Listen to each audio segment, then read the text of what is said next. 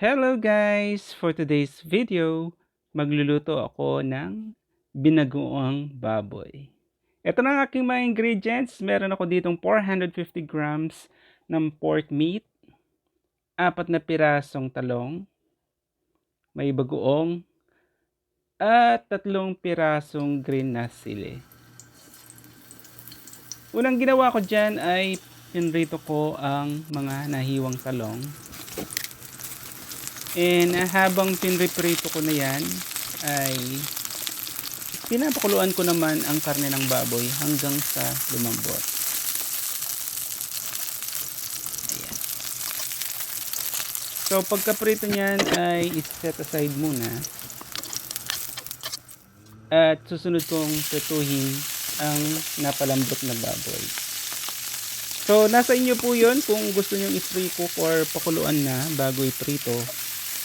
Or pwede nyo po siyang idiretso ng iprito tapos palambutin kasama ng mga ibang ingredients.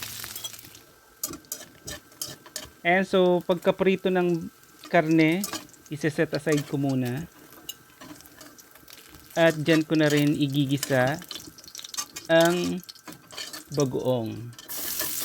Nilagay ko na ang bawang, susunod ang sibuyas. At syempre ang bagoong. Ayan, so igigisa natin yan ng maigi. Tapos lalagyan natin ng 2 tablespoon of vinegar. At dahil wala akong kamatis, nilagyan ko siya ng 2 tablespoon ng tomato ketchup. Pwede rin po ang tomato paste or tomato sauce. Ayan, pagkagisa ng maigi, nilagay ko na ang karne at yung pinagpakuluang tubig.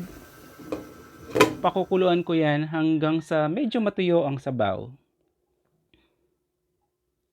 Ayan, nilagyan ko na ng 1 tablespoon ng asukal, pambalanse ng lasa, at syempre ang ating green na sili.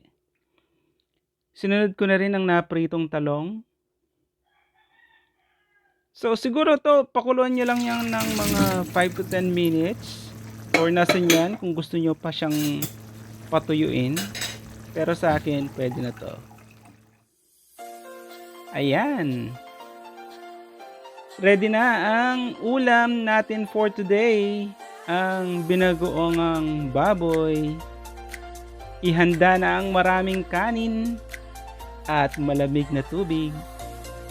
Kain na po tayo. Maraming salamat po sa panunood.